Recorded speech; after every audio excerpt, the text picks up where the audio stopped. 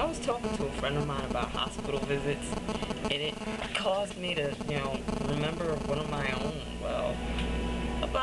When I was like 17 or 18, something like that, I was in the hospital, I had a stomach tumor removed. And after they took me from intensive care and all that, they put me in a room, and my first roommate, because I had three, my first roommate was crazy as hell.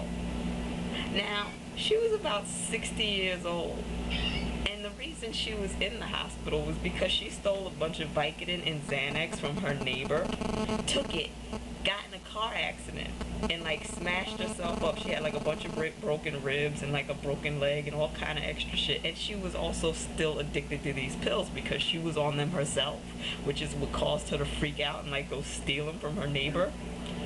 So I get in there. Initially, it's, kind of normal. But at first, she thought I worked at the hospital because I did not have on regular hospital attire. I had on like my own pajamas or whatever. And she's like, oh, you work here? And I'm like, no, look. And I pull over my IV and this thing, and I'm like, no, I'm here with you, whatever. And she's like, okay. And like the first hour or so was really normal. And then she asked me if I had like scissors or a knife. And I did, because I didn't know that the woman was strapped to her bed at first.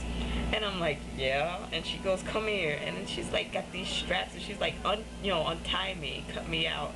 And I'm like, I can't do that.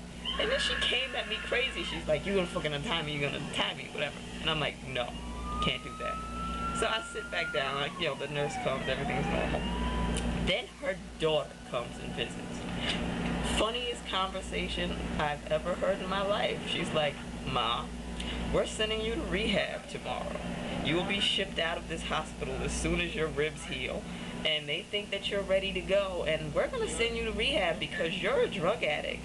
And she goes, what the fuck are you talking about?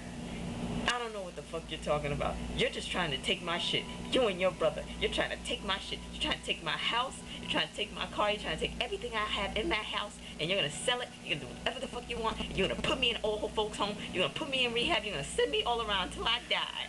And her daughter goes, no.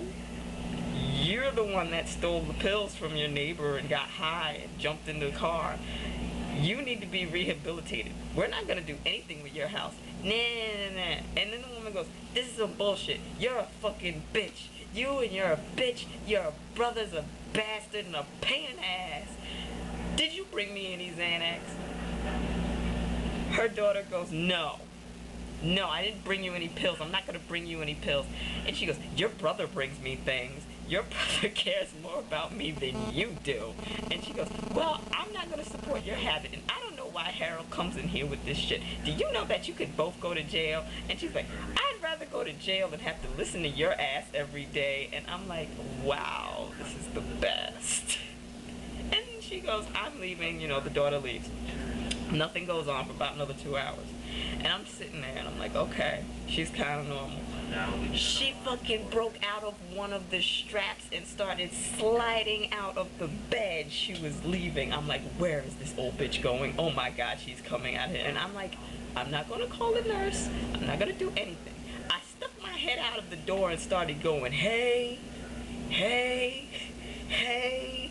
Like, y'all, this bitch getting away. So she's like hanging out like with her one hand strapped and her one fucked up cast leg.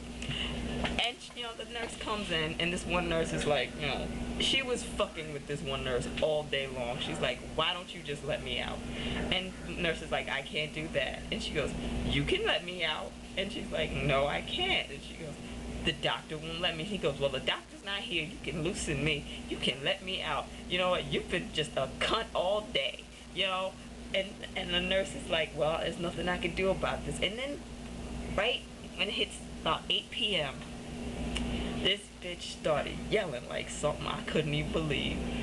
Let me out of here, let me out of here. She was yelling for drugs. She was yelling for freedom. She was yelling for food. She was yelling for anything that she could yell for. And then she started yelling at me, and I'm like, okay, no, I'm done. I called my mother. I'm like, Ma, I'm ready to go. You're going to switch my rooms. You're going to do all this. I need to be out of here before 10 o'clock. I'm ready to go to sleep. This bitch is crazy. She stole pills. She got into a car accident. Her children are gonna thief her and put her in rehab. I'm ready to go.